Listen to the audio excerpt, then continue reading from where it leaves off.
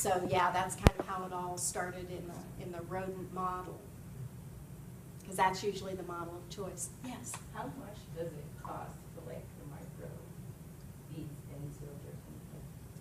Macrobeads? Or macro beads? Well, like I say, we don't charge anybody. I know you don't charge it. Yeah. How much does it, like, you do it manually, I mean, that's a lot of labor. Yeah, it's a surgical procedure. Yeah, they have to reserve the surgical suite, and there's a team of nurses So, and physicians. When it goes out to production, how much would it cost, like, you guys paid, like, you? Yeah, it's a question that I really can't answer. Yeah, don't have an answer for that. Yeah, as long as we're in clinical trials, though, that's not, you know, for the people that participate in clinical trials, the cost to them is nothing.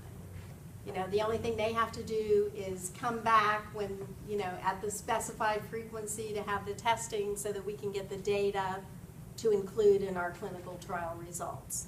So yeah, it's at no cost to the patient as long as we're in clinical trials, yeah. As it moves forward, I'd have to say it'll be like any other new therapy. It's not going to be inexpensive. I'm sure you probably know someone that's on a newly released drug. They tend to be very high priced. And that's because, do you know how long we've been working on this? Take a guess. 20 years. 15 to 20 years, that is correct. That is correct. That is right. And we are funded privately by a group of private investors. We don't write grants. A lot of groups have to get grant money for their research, so yeah, that's tough. Yeah, we don't have to do that. How would you, have you heard of synthetic blood? Yes, I have. My dad worked with them, he was part of that. And when you said that the controlling with the people, like how many patients, like he would get people begging to have blood transfusion because of religious beliefs.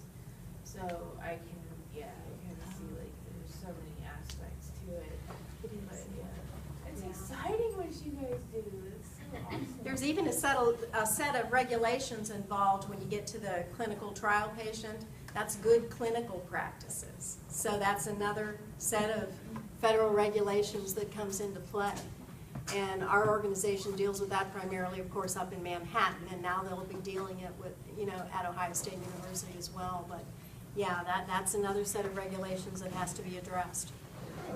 Yeah, so, all right. So that was an important thing that I wanted to try to do, was give you a feel for our research. It's not, I know explaining it almost brings up a whole new set of questions, because it's not the run-of-the-mill research project. But I do have some assignments for you, as you can see here on your agenda. Could you hit the lights behind you? Okay. So let's look at the agenda here real quick. Outside class recommended assignments, let's look there. That's the third bullet under Tuesday, September 30th. Okay? So I'd like you to visit www.fda.gov. That's the FDA's website. You may have been there already. As a consumer, you should know that website, because if you are worried about any kind of food recall, drug recall, baby car seat recall, it doesn't really matter what it is. It's all right on there, on their recall site. So you as a consumer are entitled to all of that information. It's very transparent, and they try to make it a really user-friendly site, and I think it is fairly user-friendly. But I'd like you to visit the site and check out the product recalls for the month of September. That's this month. And just select one that you want to share with everyone when we get back together on Thursday. The other thing I'd like you to do is make some time to read the regulation. Title 21, Part 820. It's only about 15 pages. It's written in very generic vocabulary so that you can apply it to a lot of different types of organizations, be it service or manufacturing. I mean, it's really pretty generic. It's basically good manufacturing practices and quality systems. So definitely try to get through those. And the best thing to do is if you think of a question and you can't figure it out, then write it down, and so then we can talk about it on Thursday. So that would be the best approach to that. Okay, the next bullet down there. This is something that I mean, you've probably already done this in one of your other courses or classes at some point in your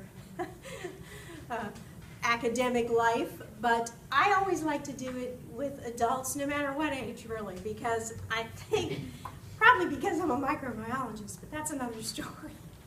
Microbiologists wash their hands before they go to the bathroom. Honestly. It's just that I really need to help to remind people, especially as we're moving into cold and flu season here. And, you know, in order to enjoy life and have fun, you want to be around people. So it's not that I'm an isolationist, it's just that I do wash my hands a lot. And I'm very conscious of what I'm touching in what order. So, I mean, I don't know how else to say it, but we're moving into the time of year where people are starting to come inside, and we're going to be inside a lot together in small groups. And so it's important to have good personal hygiene, which obviously at the Rogosin Institute Xenia, I mean, I train people on personal hygiene because they have to start that at home before they even get to the facility and don their sterile garments. Because human beings shed. That's what we do. We can't help it. We shed bacteria, skin cells, hair. I mean, that's just the way it is. And now, even this time of year, there's really a high particle count in the outdoor air. The pollen and mold, I mean, it's pretty heavy out there right now. We haven't had rain in, what is it, 2 weeks, I think. Yeah, so be advised. Yeah, you might look clean, see, something looks clean, like this looks pretty clean here. I'll tell you what, if I took one of these media paddles, which is sterile, and did a test here, this isn't clean. This is not clean, okay? But that's all right, because, you know, we have to use the table. And I'm sure they have a facility group here that comes through and cleans everything for us. But they don't clean it every hour. So there's going to be a buildup, and things can actually remain active for a fairly long period of time on surfaces, believe it or not. They don't need a lot of nutrition, some things. So you want to be careful with that. So that's why I brought a bunch of paddles for you today. And I would like you to take, you know, you can each take 2.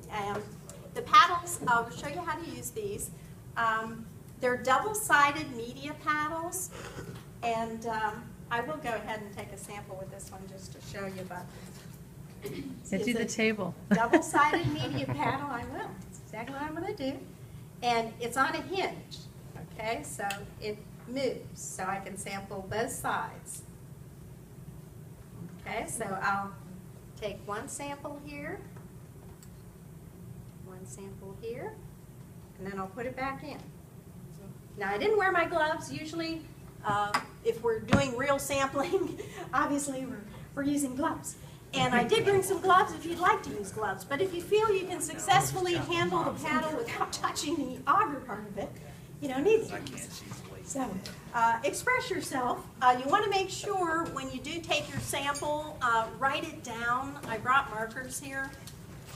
You can put your initials and date, and then your location. So I'll just put my initials, 9:30, and then I'll just write 322 table. Okay? So we're going to incubate that paddle, and then we're going to see what kind of colony-forming units show up. You might see some bacteria, some fungus. Can we do it like on biological parts? Yes, you can. Like, those are guaranteed interesting. Yep. Yep. Yes, absolutely you can. Yep. So yeah, definitely you want to take a couple of those with you today, and take your samples. And as I say, don't forget to label them so that you remember what you sampled Are you going to incubate these, Susan? Yes, I will. All right, so Susan's going to help you with the incubation. They can incubate till Thursday, and then we can take a look at them together on Thursday and see what you came up with. Oh, it'll be beautiful. I can't wait. Yeah, it usually is. Yeah. No, whatever take it with you, and whatever you're the most curious about, wherever you are, home, It can be in your work, car, right? car, Your school. I've never seen DNA. No, that does not collect. When we bring them back.